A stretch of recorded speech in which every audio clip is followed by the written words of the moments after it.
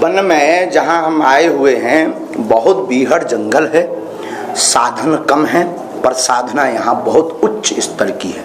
यहाँ के भोले भाले वनवासी तब तो जो है भगवान राम इन भोले भाले वनवासियों को मिलने के लिए ही 14 वर्ष वनवास आए थे। इन लोगों का जो भाव है वो भारत क्या विश्व के किसी भी कोने में नहीं है, और हम इस भाव के जीवन पर्यंत ऋणी रहेंगे और भारत के संतों से भी निवेदन करेंगे कि अब जो है विदेशों से धर्म बचने वाला नहीं है। सबसे पहले आखिरी स्तंभ पर जो खड़े हुए लोग हैं उनको पकड़िए और वन में जाकर के उनको रामचरित्र से जोड़िए, ताकि सनातनी संस्कृति का बहुमुखी रूप से प्रचार हो और सभी वनवासी जागृत एकजुट होकर के सनातन संस्कृति से जुड़ पाए। गुरुदेव, पिछला आयोजन लंदन में था और ये आयोजन सीधा जंगल में। हमारी जिंदगी में विरोधाभास निरंतर रहा। अर्श से फर्श की यात्रा, फर्श से अर्श की यात्रा। जिंदगी में जब जब मान सम्मान बढ़ने लगे, जब जब महिमा बढ़ने लगे, उतना भजन ज्यादा बढ़ा देना चाहिए।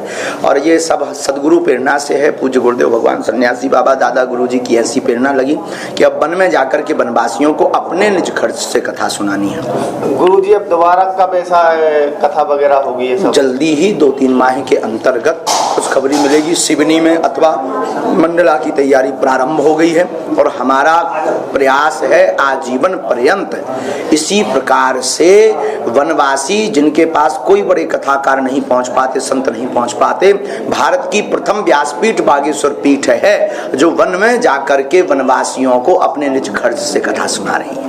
गुरु जी, इसमें और किसी पार्टी का सहयोग? कुछ कोई पार्टी आती, हमारी खुद की पार्टी है पहले से ही।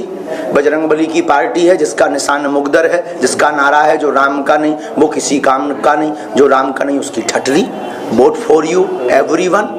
गुरुदेव, क्यों इसकी आवश्यकता पड़ी कि रामचरितमानस में तो सबरी पहले से थी, केवट पहले से थे, लेकिन आपको क्यों ऐसा लगा कि इन चरित्रों को अब प्रकट करने की आवश्यकता है? क्या कन्वर्ट? अनेकानेक विधर्मी लोग, अनेकानेक मिशनरी लोग भोले भाले भक्तों को छोटा सा लालच दे करके झूठ प्रकार का वेद का ज्ञान, झूठ प्रकार का शास्त्रों का ज्ञान और शास्त्रों को मिथ्या बता करके उनको जो है दिग्भ्रमित करके उनको और उनके पूर्वजों को नरक में डालने की स्थिति बना रहे हैं। और साथ ही साथ हमारी अक्षुण भारतीय संस्कृति को खंड खंड कर रहे हैं। उनके मुंह पर तमाचा मारने के लिए ही बागेश्वर धाम से सबरी माता का प्रसंग, केवट का प्रसंग, निषाद राज का प्रसंग लेकर के हम वन में आए हैं, ताकि ये भोले भाले वनवासी अपने पूर्वजों के आदर्शों को, अपनी वीरता को ना भी भूल जाएं। ये वनवासी हैं वीर, राम जी हैं रघुवीर।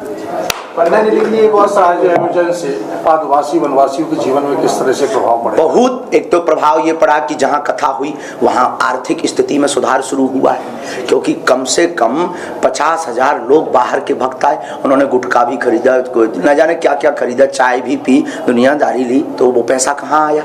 इन्हीं लोगों के पास आया। एक तो ये, दूसरा सनातनी संस्कृति के प्रचार के कारण इनके जो नशा पदार्थ में जीवन व्यतीत हो रहा था, पौवा और महुआ में, महुआ इनकी जीविका है, लेकिन पौवा पी करके ये सब बर्बाद कर देते हैं। कई नहीं 1 लाख वनवासी लोगों ने हमारे साथ शपथ ली है कि हम नशा नहीं करेंगे और जो नशा करेगा उसको रोकेंगे। 1 लाख ना सही 10,000 भी सुधर गए तो पूरा वन सुधर गया, और इसकी शुरुआत अगर हो रही है बहुत अच्छी है। तीसरा लाभ इन वनवासियों को ये हुआ कि इनके पास आज तक कोई बड़ा नेता या बहुत बड़ा संत नहीं आ पाया, तो भारत के अनेक संत आए हैं। 2-3 संत, मैहर वाले महात्मा, हम तो संत नहीं हैं पर मैहर वाले महात्मा जी आए, और राजपीठ से भी बहुत लोग आए, उनको भी इनकी दशा देखने को मिली। अब वो कुछ ना कुछ उस पर कार्य करेंगे, तो एक तो ये लाभ हुआ। चौथा लाभ, सबरी माता का मंदिर जो इनका आदर्श है वनवासियों का, उसको बनाने की संकल्प यात्रा दास के मुख से व्यासपीठ से प्रारंभ हुई। ये चौथा लाभ वनवासियों को मिल गया है।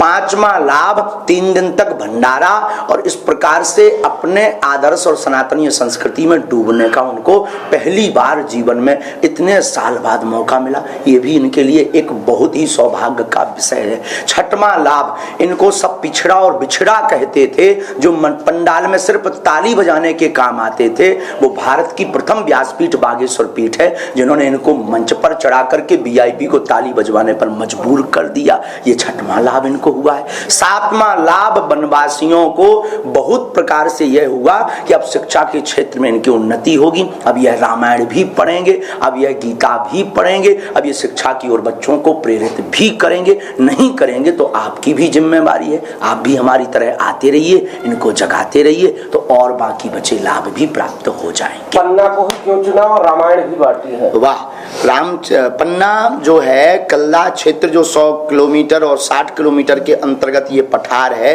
बीहड़ जंगल है, भयावह जंगल है। भयावह मतलब यहाँ पर पशु भी रहते, पक्षी भी रहते, मानव भी रहते, वनवासी समूह भी रहते हैं। 18 पिछड़े क्षेत्रों में एक क्षेत्र कल्ला क्षेत्र भी है। और पन्ना एक ऐसी भूमि है जो हमारे बागेश्वर धाम के नजदीक भी थी और बहुत पिछड़ा हुआ भी था, भयावह वन भी था। जुगल किशोर और चौमुखनाथ ये हमारे पूज्य दादा गुरुजी की कर्मभूमि है, जहाँ पर यज्ञ करवाई थी, पूरे क्षेत्र को पता है। चौमुखनाथ भगवान उनके नजदीक है। माँ मैहर वाली माता का आशीर्वाद प्राप्त भी नजदीकता से हुआ है। तो इन सभी प्रकल्पों को दृष्टिगत रखते हुए कल्ला क्षेत्र पन्ना जिले को इसके लिए कथा के लिए चुना है। गुरुदेव जी, माता सबरी का जो मंदिर निर्माण के लिए आयोजन किया गया है जी, वो कब तक लगभग? अब ये तो पता नहीं, कुछ शासन प्रशासन व्यवस्था कर रही है। हम तो कह दिए हैं, निवेदन कर दिए हैं, कलेक्टर ने हमको वचन दे दिया है। यहाँ के कलेक्टर साहब बहुत अच्छे हैं, बहुत काम करवा रहे हैं। विगत 20 साल का उनका महिमा गुणगान नहीं कर रहे हैं, पर पन्ना को 10 साल आगे की रूपरेखा उन्होंने बनाकर रख दी है। तो सबरी माता के मंदिर के लिए उन्होंने हमें वचन दिया है, बहुत जल्दी बनेगा। नहीं बनेगा तो हम हैं, आप हमको बताइएगा, याद करवाते रहिएगा और आपसे भी हम कुछ सहयोग लेंगे फिर।